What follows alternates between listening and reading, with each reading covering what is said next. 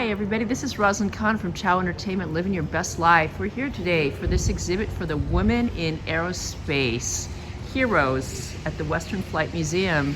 And I have in front of me Jack, Mark, and the executive director, whose name is? Cindy Maka. Cindy, so tell me what happened today. What was going on here? Well, today we had a ribbon cutting for the Women in Aerospace exhibit, and which really starts with the front wall, which features all young women. And the reason for that is we'd like to see our young citizens, especially our girls, to see someone that looks like them. Wow. And so you can learn about each with the QR reader. These are sound waves. At the end, it's Amelia Earhart's voice. Oh my gosh, that's amazing. So you'll see a diverse number of women here, and some are neighbors, some don't live nearby. Wow. This is amazing. So today Monica Campos came, Bailey Hay, which you're featuring right there, from James Webb Space Telescope, Northrop Grumman. Sarah, Madeline, and Haley. You said Haley was here today? No, Haley was not. Melee and Monica Campos. Okay, and was there a special message that they'd gone ahead and shared with the people that were here today, or? Well, actually, the exhibit came about as a result of one of our cherished docents' death in a mid-air collision. And at the time, some donations were made, and I was trying to figure out what I would do to commemorate or memorialize or pay tribute to Mary. And that's when I realized we had nothing about women in this museum. Oh, it was wow. all about the aerospace industry luminaries like Douglas, Northrop, Vultee, Hughes. So this is the new edition. Wow, can you tell me a little bit about Mary, who this is all a tribute to? Mary was, Jack was Mary's good lunch date. Oh, wow. Yes. And tell Very friendly person. We have a picture of her inside. Oh, You've great. got to see it. She had a wonderful voice, and she was a docent. Oh, wow. Yes, and she gave talks to little kids as well as adults. Did she have an attachment to the aerospace industry from? She was a pilot. Oh my gosh. She flew a Citabra, which is aerobatic spelled backwards, Uh-huh. and we lost her in an accident off the coast of California. Oh, how sad. Yes. Well, it's glad to know that she had a friend like you who could tell the story of what it was all about. And when she was out there talking to the kids are a special part of my life. What was the thing that really made her connect to those children? She felt their passion for things in the museum, Wow. especially aerospace, aircraft, and as I said, she was a pilot and she flew races. Wow, that's exciting. How many years did she fly for? Boy, I don't know. Do you know? Well, after she retired, she was both a stewardess and worked in administrative capacity in the aerospace industry. And then she got her airplane and was flying practically every day. Oh, fantastic. Let's So go wanna come ahead and inside? go inside. Thank you. Thank you so much. So what you're seeing is a timeline beginning in the early 1900s of women that you've probably heard about, but some very special. Like in creating this exhibit, I didn't know about Mary Riddle, the first Native American to earn her Wow. pilot's license. Joan Merriam Smith is special because she's Long Beach and local, and she flew solo around the world in 1964. Huh.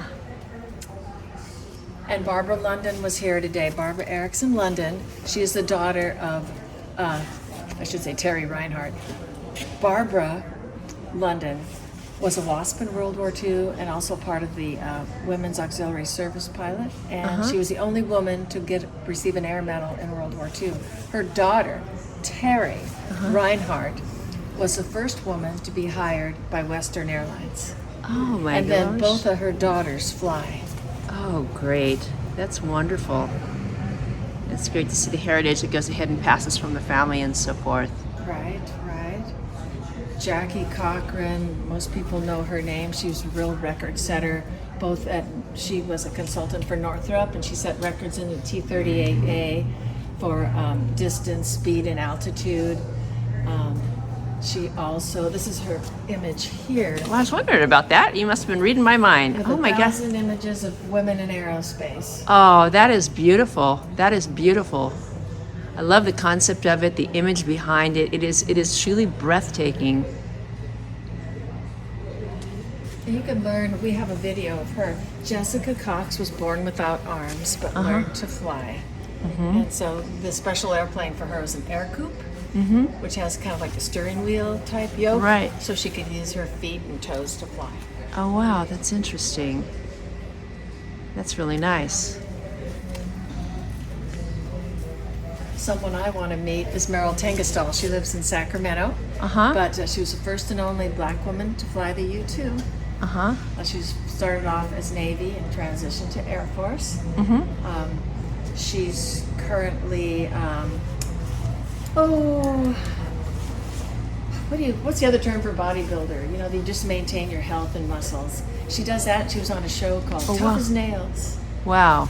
So, I'd like to have her.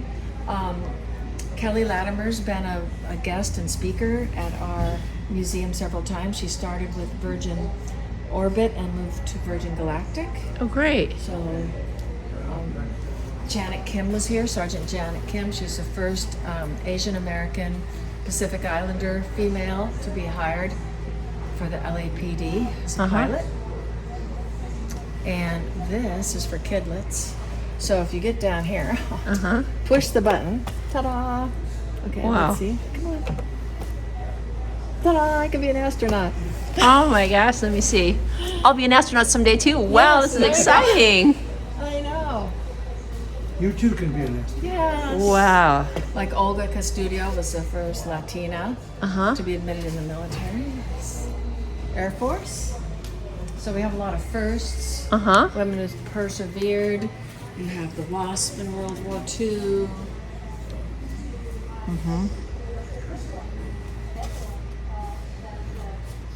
Great.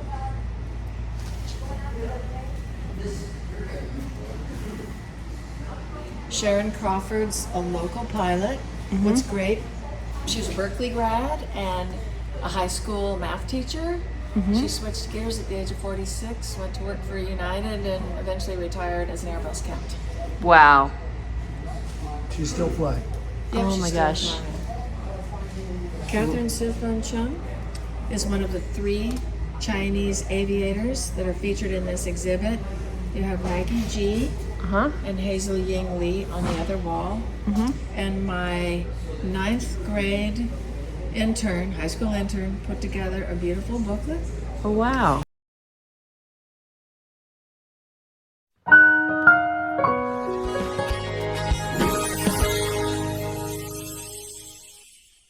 Grandmother had Alzheimer's, and I remember we were all in the hospital room, and for like 10 seconds she recognized who we were, and then it was gone. So it's like a thief. It's taking away memories and who you are as a person. Over 5.5 million Americans have Alzheimer's. That number may double by 2050. For more information, visit rightfocus.org. Senior Care Authority is a one-stop solution for helping you locate senior living options. We understand the care, the costs, and the safety records of hundreds of communities, from assisted living and memory care to independent living and even skilled nursing. We help families cut through the complexity to make courageous, informed decisions under difficult circumstances. On the 3 women, Wow. which you can take today. Oh, thank you. And she also made these beautiful bookmarks. I'm Oh, sure so she'll sweet. be making more. And you can learn about these women. Oh my God, very innovative for a 9th grader. She's got talent. Accomplish something like that. That is wonderful. What school does she go to? I don't remember which high school in PV she goes to because we have like 3 different high schools. I'm Oh wow. Probably Peninsula. Probably. There is Mary Faust. Right. You Okay. ask about outdoors. Oh, okay. She's a longtime resident and Her volunteer. husband was here today. So that she knew this exhibit was a tribute to her. Oh, how sweet. As you can see, she has a wonderful smile. She does have a beautiful smile. That's what turned me on. She's a very gracious lady. Wow. This is a really fragile 99 scrapbook, so we just made it a digital flip book so that you could browse it. Whoa. So it's a good way to do with things that are very frail. Yeah. And we have Bandy Verma here today.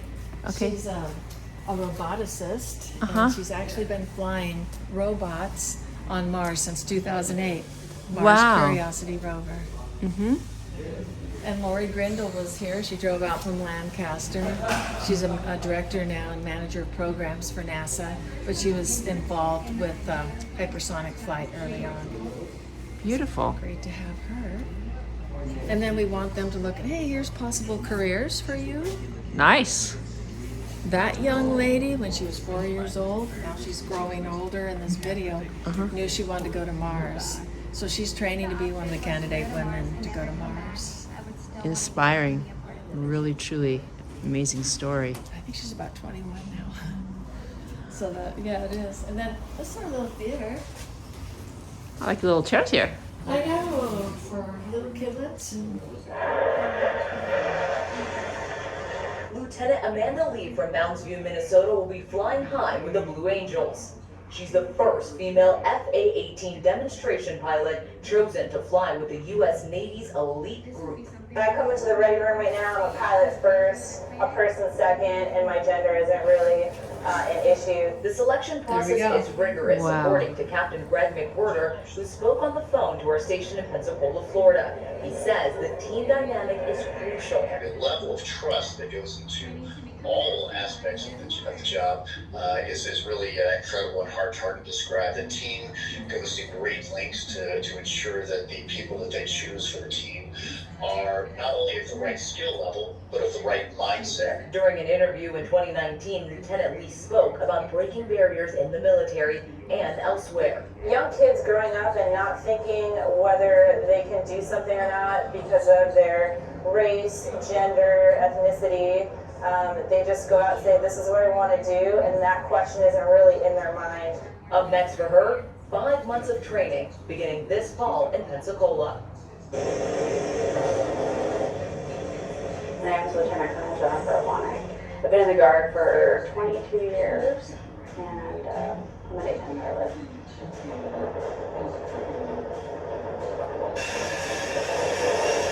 My dad flew A-7s and F-16s, and that's when I started my love of aviation when I was very, very young. I started flying so young when I was 2 days old, and I flew with my dad. He owned an airplane. And I flew with him all the time, and I just was like, this is what I want to do. And I always wanted to fly the A-10 as well, with my dream airplane and my dream location. And back then, we wasn't allowed to fly fighters until I was 16. I was a junior in high school, and I remember that there was really big news. Women are allowed to fly in combat finally. I remember that watching it on TV. And Les Aspin was the Secretary of Defense, and he made the big announcement, and it changed my life. Women pilots in the military are about 20%. Fighters, it's 1/10 of 1% are women. I was the 11th female to fly the A-10. I really wasn't accepted until after I dropped bombs in combat and did my job there. And after that, it changed. And then it started incrementally changing for the rest of my career. Nowadays, it's much more accepted. If you can see her, you can be her. Most people, as long as you can do the job, legitimately don't care. I'll tell you, the guys I helped in Afghanistan, they're acting there. I think the world nowadays especially is so willing to give anyone a chance that it's an amazing time to be a woman or minority. And once you tell yourself you're amazing, enough times will start to leave. Right.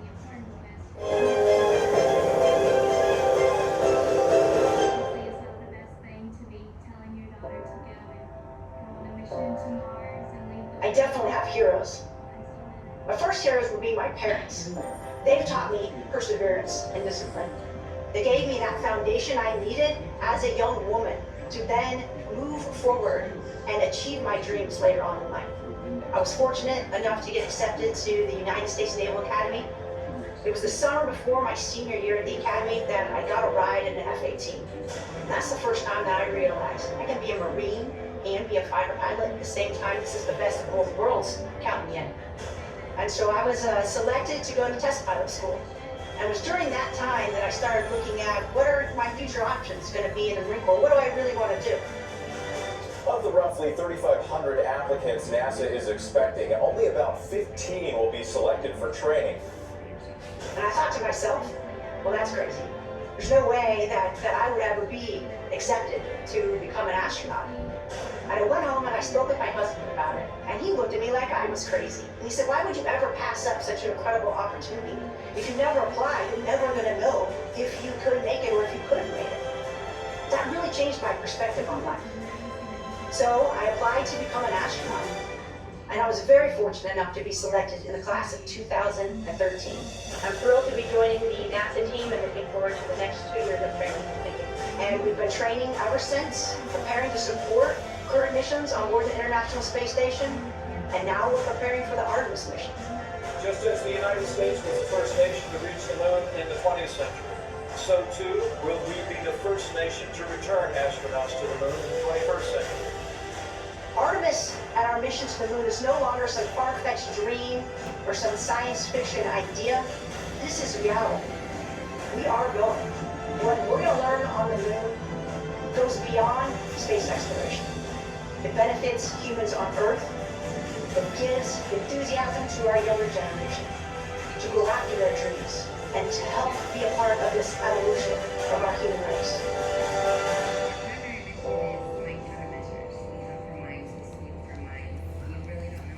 That's moving. Again, welcome to the Oakland Aviation Museum. This is a special museum for aircraft, historic GA, general aviation, and World War II airplanes here at the Oakland Airport. As you can see, it's now open 7 days a week for the summer. And I wanted to show you around. This is an indoor and outdoor museum. This is the outdoor area. Over there we have a flying boat. There's not too many of those left. Here you can see the Douglas KA-3B Sky Warrior. Really cool. Lots of red and blue. You can read up on it. Start or had their first flight in this plane. Now we use more Cessnas. Come over here. And this is just a great place to come and visit, to bring your family. As you can see, the ground is like a little runway. Got the Kitty Hawk corporate. And of course, that's the Wright Brothers. That's the Wright Brothers. And this is the gift shop where you can get all of your favorite aviation goods. Thank you, and we hope to see you soon.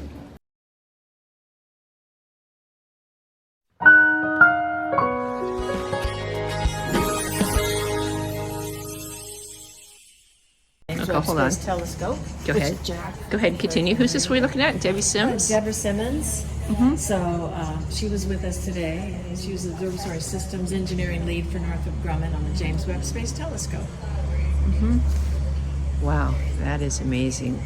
I always like to ask those difficult questions. If you were to kind of step back from all the people that were here today and think of one trait, characteristics that you would say, why were they chosen among all the others to be where they were, to do what they were to do? What would you say that would be? Determination. And then passion's going to be in there somewhere too. You know, determination and passion is really what it's all about. It's so definitely so. I have a husband who's a pilot, and he flies small planes and things like that, and I'm a professional speaker. I had just done a video yesterday on Facebook Live talking about believing in yourself and overcoming the obstacles and not quitting. And I think when you look at these women and what they've done, they're really a symbol of going out there and living their word and making it happen. Now, if someone wanted to come down here and to be a volunteer, where could we direct them to be a volunteer? Our physical address, 3315 Airport Drive, the Western Museum of Flight at Torrance Airport, Zamperini Field. Okay, and is there a webpage or a social media that you guys have? Yes, www.wmof.com. We also have Instagram, all devoted to women in aerospace. Great. Yeah, Facebook page not too active, but yeah, and we're open Friday through Monday, Great. 10 to 3. And one other last question. If there was something that you'd say to young people in all the world that's going on right now with everything we see in the news and so on and so forth, what would be the message you would say to kids today? Avoid a lot of social media, your phone, and get out there and meet people, talk to people. Coming to a museum is a good place. You learn from the docents, the opportunity to be mentored by someone. Real-time things. No, that's what it's really all about. I tell the students in my classroom as a college teacher, you got to turn it off and you have to listen to silence. I think there was a quote in a group I said today, if you never learn to pause, then ever, what is life? Right, yeah. No, and that's what it's really all about. My name is Rosalind Kahn. I'm from Chowentertainment. Can you reintroduce yourself for me, please? I'm Cindy Maka, and I'm the director for the museum. Fantastic. Can you spell your name? CINDYMACHA. Well, thank you so much, with gratitude. Thank you so much. Hey, thank you. Awesome. Hi, this is Rosalind Kahn with Chowentertainment, here with the lovely, adorable Hannah. Look at this beautiful, lovely dress here. Isn't she sweet? Tell us what you do, sweetheart. I raise money for children's hospitals. And how did you get started on that? I saw a St. Jude's commercial when I was 8, and I wanted to help the kids in the hospital. So basically what I do is I sell like crafts, and crafts meaning like plastic canvas stuff, crochet stuff, jewelry, and all that stuff. We donate to Rady's, Chalk Hospital, Loma Linda Children's, and one other, I forget what that one is. I lost my words. How long have you been doing it for? Since I was 8, and I'm now 14. Wow, so how much have you raised so far? Over 2,000. That's pretty impressive. That's pretty impressive. So are you gonna work in fundraising for your life? Are you gonna be a business person? What's your goal and ambition? For my future, it would be to do my charity and to be a documentist, where you type up documents. Cool. That sounds like an interesting career. I like that. Well, I'll tell you, life has many different passions. I, too, enjoy interviewing people for my show. I love nature. That's why I have you in front of a tree. I enjoy taking pictures. I enjoy traveling. I'm a teacher and so much more. And remember this, the world is wide open. You never know what you're going to do. Yeah. And many people have many different careers. So if you try the first one out and something else happens, then you can go in and go to the next one. So my name is Rosalind Kahn. My show is called Living Your Best Life. It's on every Tuesday at 11 a.m. I wish you all the greatness in your thing, and I hope you have some pictures so you can show me some of your crafts, because I like taking pictures too. Maybe you can get some of those pictures on there too. Alrighty, thank you so much. This is Rosalind. Take care. What do you have to say? Nothing. Nothing. If there was one wish that you had for humanity, what would that wish be? To stay strong. Stay strong. That's right. Thank you so much. I really appreciate it. Gratitude beyond words. Namaste. Thank you. To share your gift, to share your talents, to share your business. And it started first by you believing in yourself and having kindness towards yourself. So this song is called Don't Give Your Heart to Strangers. It's a little bit melancholy, bittersweet, but it's beautiful. I hope you enjoy it.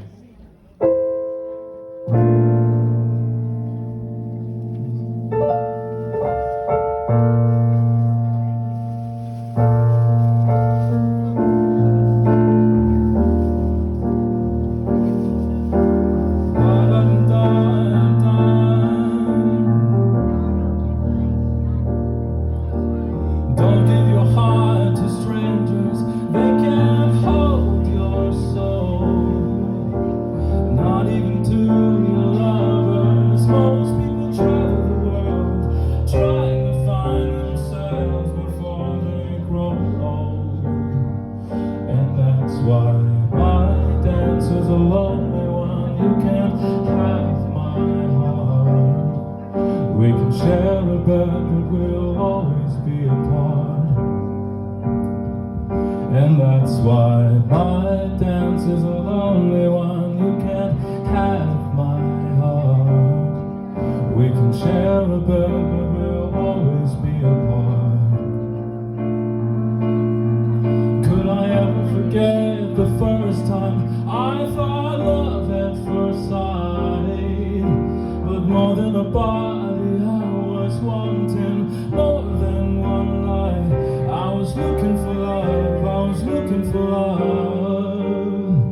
but I found myself all alone, and that's why my dance is a lonely one. You can't have my heart.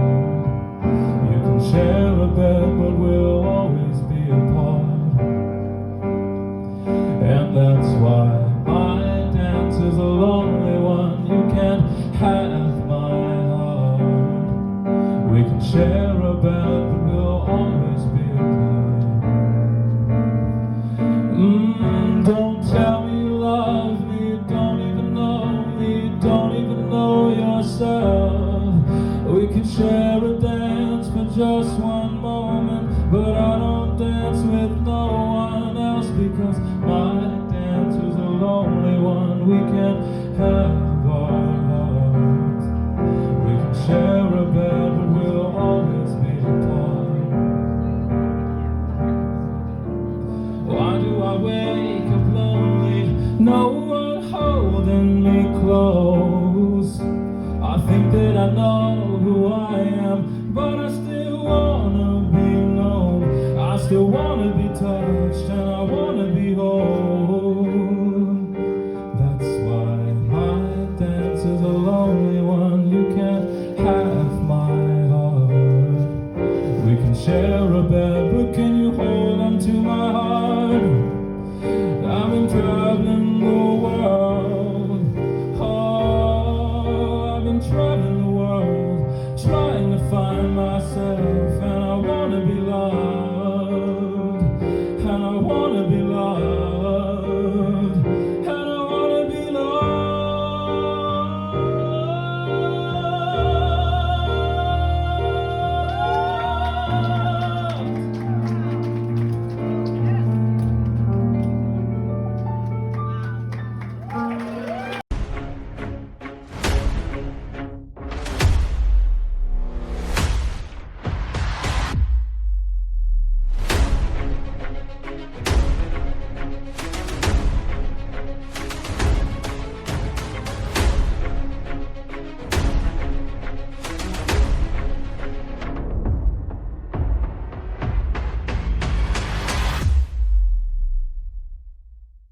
Nurse Access Staffing is seeking experienced RN and LVNs.